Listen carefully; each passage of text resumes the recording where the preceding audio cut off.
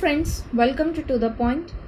In this session, let's discuss about India-Nepal relations. We know that Nepal is a close neighbor to India and we share a unique relationship of friendship and cooperation that is characterized by open borders and deep-rooted people-to-people contacts of kinship and culture. So there has been a long tradition of free movement of people across the borders. So we know that we don't require any passport to go to Nepal since we can move freely to Nepal. It's a free border. So the India-Nepal Treaty of Peace and Friendship in the year 1950, it forms the bedrock of the special relations that exist between India and Nepal. So under this provision or under this treaty, the Nepalese citizens, they have enjoyed unparalleled advantages in India, availing facilities and opportunities at par with Indian citizens. So India's core interest in Nepal is united Nepal's peace and stability, which has a bearing on India as well because of long and open shared border between India and Nepal. And the bilateral defense relations. The bilateral defense relations, it have also been robust and India is Nepal's largest supplier of military equipment. So besides this, the two militaries they cooperate through joint exercise, training and educational exchanges. India and Nepal they have several bilateral institutional dialogue mechanism including India-Nepal Joint Commission. It is co-chaired by External Affairs Ministers of India and Foreign Minister of Nepal. But however, India and Nepal relationship it has often swung from one extreme to other. So in the past few years, this tendency has been in full play and with unfortunate results for both the countries.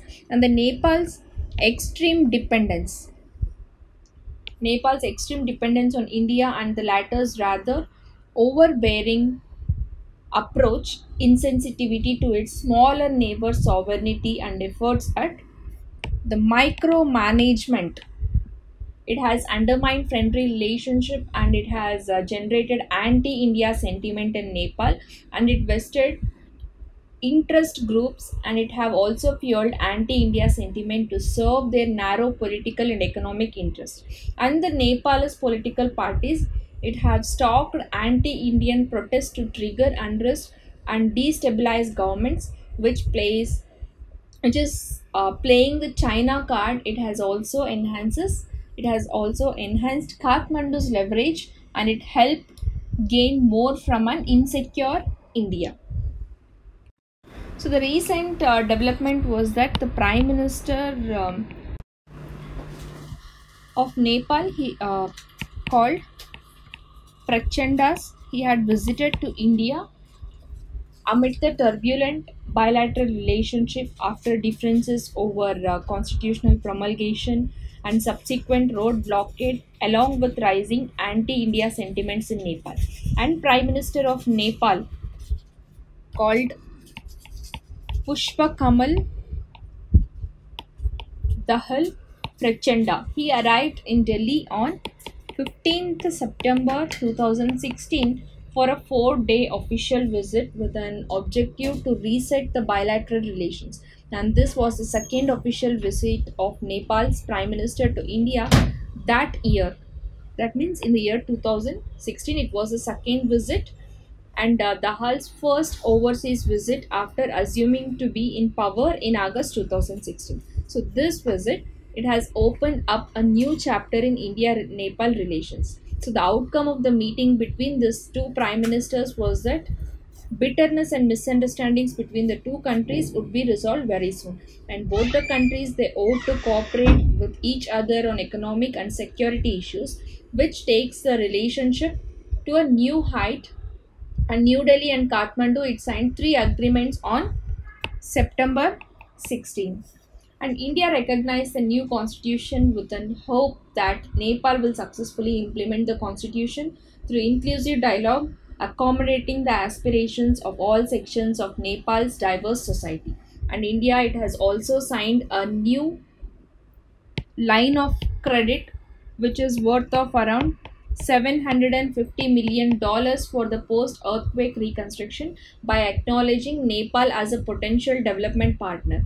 And India has agreed to extend an additional line of credit for new projects such as phase 2 of Terai roads, power transmission lines, substations, and a polytechnic in Kaski district. So both the countries, they have agreed to push for a speedy and successful implementation of the ongoing hydropower projects and development and operationalization of transmission lines with an objective to fulfill the energy requirements and the revenue generation for Nepal. President Pranab Mukherjee visits to Nepal in the year November 2016. So, the first by an Indian head of the state in 18 years to the neighboring country.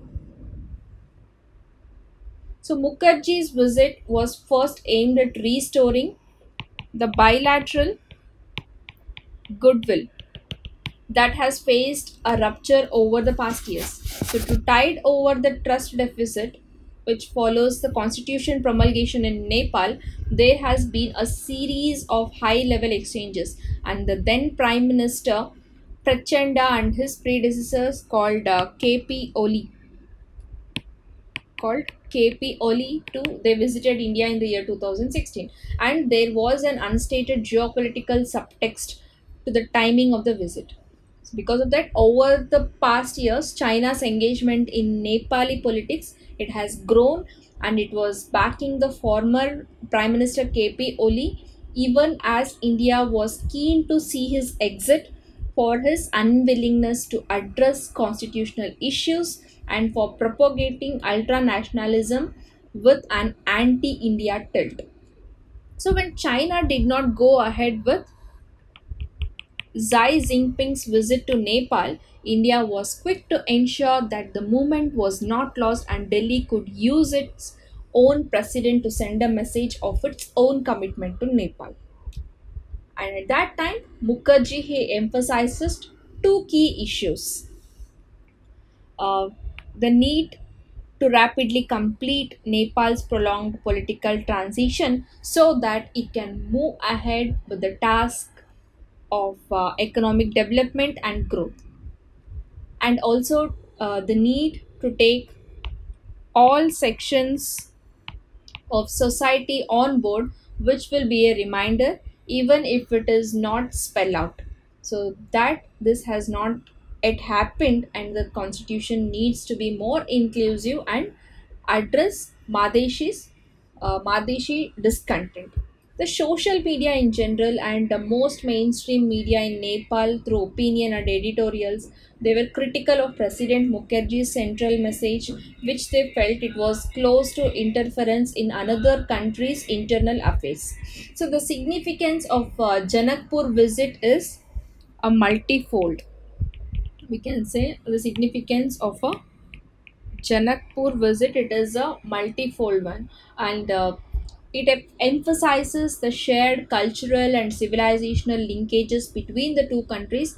And secondly, it is also the de facto capital of Tarai Madhus region, that the center of a movement for greater rights and representation. And the visit is a reminder of importance uh, India places on the terrain in Nepal.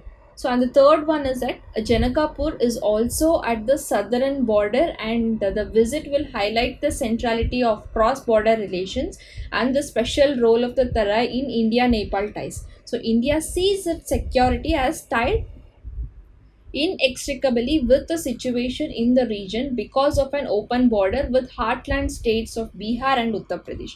And Mukherjee he then visited Pokhara to spend time with former Indian army personnel. And this is indeed a unique element of the relationship.